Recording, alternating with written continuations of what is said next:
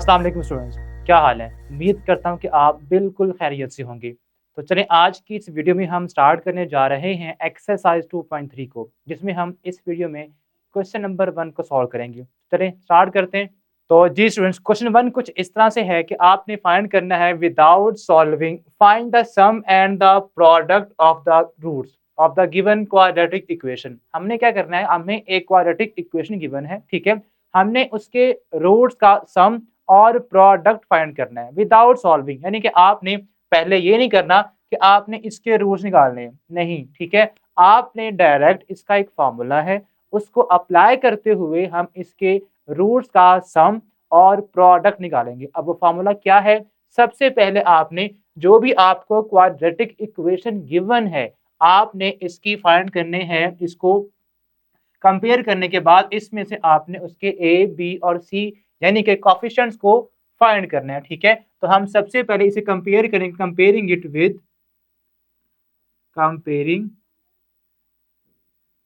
With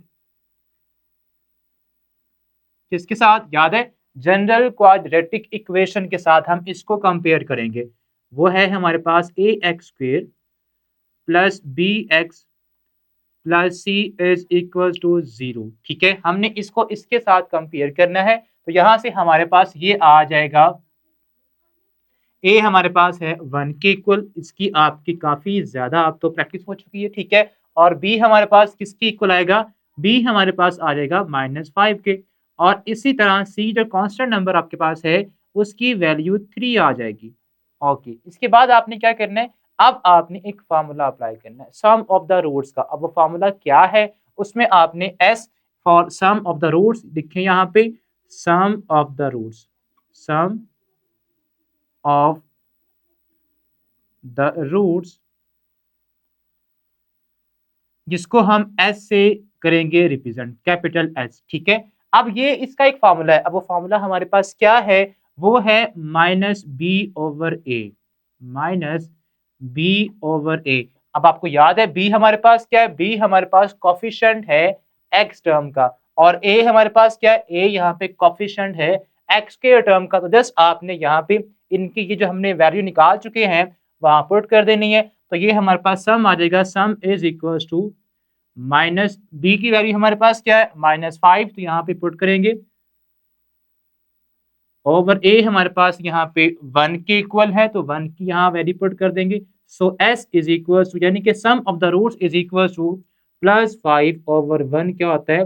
वो आपका 5 ही आ जाएगा। तो ये हमारे पास आंसर आ गया है सम ऑफ द रूट्स का, ठीक है। अब आपने इसी तरह इनके प्रोडक्ट ऑफ द रूट्स निकालने हैं, ठीक है, बाय यूजिंग फार्मूला। अब उसका भी एक फार्मूला है, उसको हम यूज करते हैं। अब हम क्या फाइंड करने जा रहे हैं? Product of the roots, product of the roots.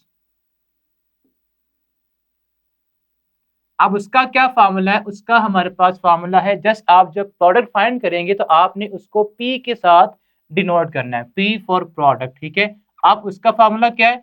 C/A, यानी कि C हमारे पास यहाँ पे किसकी वैल्यू है?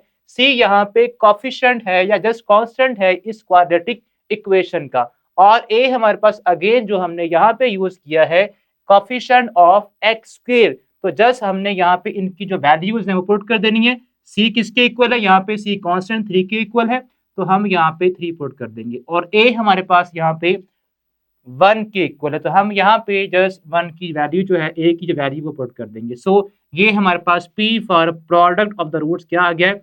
वो 3 आ चुका है, ठीक है। अब हमें नहीं पता कि इसके रूट्स क्या आएंगे, ठीक है, हमें नहीं पता कि ये जो क्वाड्रेटिक इक्वेशन है उसके रूट्स क्या आएंगे, बट हमें ये चल चुका है पता कि वो जो रूट्स आएंगे उनका प्रोडक्ट 3 होगा और उनका सम क्या होगा? वो 5 होगा। तो जस्ट आपने ये फाइंड करना था sum of the roots and product of the roots. तो ये था इस क्वेश्चन का फर्स्ट पार्ट। अब इसके जो नेक्स्ट पार्ट है उसको हम सॉल्व करते हैं। तो जी स्टूडेंट्स, अब इसका जो सेकंड पार्ट है उसकी जो हमें क्वाड्रेटिक इक्वेशन गिवन है वो कुछ इस तरह से है 3x² + 7x - 11, ठीक है। और इसका जो इक्वलेंस है वो किसके साथ है? वो 0 के साथ है, इक्वल टू 0, ठीक है। अब अगेन आपने सेम वर्किंग जो करनी है, इसी इक्वेशन को आपने कंपेयर करना है किसके साथ? जनरल क्वाड्रेटिक इक्वेशन के साथ, जो कि हमारे पास किसके इक्वल है, ax² plus bx plus c is equal to 0। तो हम यहाँ पे a की जो वैल्यू बनेगी इसके साथ जब कंपेयर करेंगे तो a हमारे पास 3 आ जाएगा और b की वैल्यू +7 और c हमारे पास यहाँ पे कांस्टेंट -11 आ जाएगा। ठीक है, अब अगेन आपने सम ऑफ द रूट्स निकालने, उसका फार्मूला क्या है हमारे पास, s is equal to -b/a।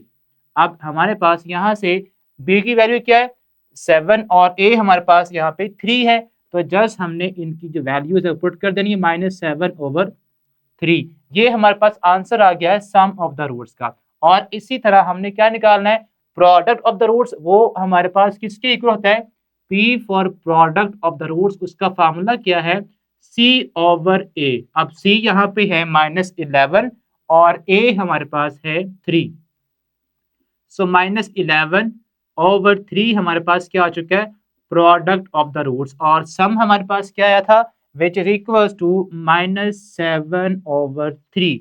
ये हमारा सेकंड पार्ट था। अब जो इसके नेक्स्ट पार्ट है, आपने बिल्कुल इसी तरह जस्ट आपने जब भी सम निकालना है तो आप फार्मूला यूज करेंगे -b/a का, और जब भी आप प्रोडक्ट निकालना चाहते हैं तो आप फार्मूला यूज करेंगे c/a। कीप इन माइंड कि आपका a, b और c कहां से आएगा, आपने कंपैरिजन मेथड के थ्रू इस इक्वेशन से a, b और c निकालना होगा। ठीक है, तो अब हम इसके जो नेक्स्ट पार्ट्स हैं उनमें से कुछ पार्ट्स को अटेम्प्ट करते हैं। तो जी स्टूडेंट्स, अब इसका जो नेक्स्ट पार्ट हमारे पास है, क्वेश्चन नंबर 1 का 5th पार्ट है, l + mx² plus m plus n x plus n minus l। तो आपने सिंपल क्या करना है, इसको यहाँ से a, b और c की जो वैल्यूज हैं वो फाइंड करनी है। सो a हमारे पास क्या आ जाएगा, a is equal to coefficient of x², जो कि यहाँ पे क्या है l प्लस m, तो यहाँ पे हम लिख देंगे l प्लस m। और इसी तरह आपके पास जो b है which is coefficient of x term which is m plus n, और इसी तरह आपका जो c है वो कांस्टेंट टर्म होती है which is equal to n minus l आ जाएगा। ठीक है, तो ये हमने a, b और c निकाल लिया। अब जस्ट आपने सम ऑफ द रूट्स का फार्मूला अप्लाई करना है which is equal to s for sum of the roots, किसके इक्वल होता है -b/a। अब माइनस टाइम्स b की वैल्यू क्या आई है m plus n over a हमारे पास इक्वल है l प्लस m के। तो आपने जस्ट इसको यहाँ तक सॉल्व करना है। ठीक है, जो कि हमारे पास क्या आ गया है, सम ऑफ द रूट्स आ चुके हैं। अब इसी तरह आपने प्रोडक्ट निकालना है, p for product of the roots is equal to c/a। अब c हमारे पास यहाँ पे है n minus l over a हमारे पास अगेन l प्लस m आ जाएगा। ठीक है, तो ये हमने इस पार्ट का सम भी निकाल लिया रूट्स का और प्रोडक्ट भी निकाल चुके हैं। अब इसका नेक्स्ट पार्ट 6th पार्ट है, जो कि लास्ट पार्ट है।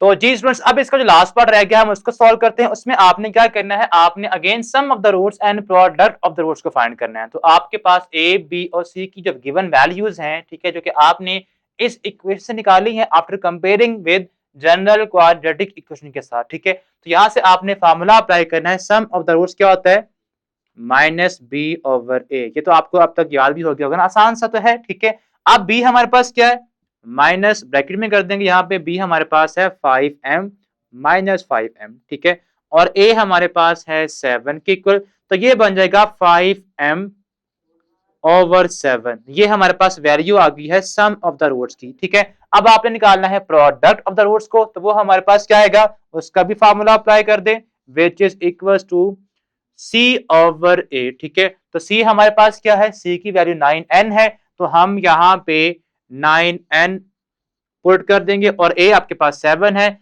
तो ये आपके पास वैल्यू आ गई है प्रोडक्ट ऑफ द रूट्स की। ठीक है, और अब यहां से ये हमने सम निकाला पहले, तो ये हमें रिक्वायर्ड था, जो कि आपने sum and product of the roots की वैल्यू को निकालना था। तो क्वेश्चन 1 हमने सॉल्व किया है, जिसमें हमने without actual finding the roots, ठीक है, आपने इन फार्मूलाज को यूज करते हुए आपने डायरेक्ट उनका सम निकालना है और उनका प्रोडक्ट निकालना है। ठीक है, तो उम्मीद करता हूं कि आपको ये लेक्चर समझ आ गया होगा। अब हम नेक्स्ट वीडियो में क्वेश्चन नंबर 2 सॉल्व करेंगे। तब तक के लिए अल्लाह हाफिज।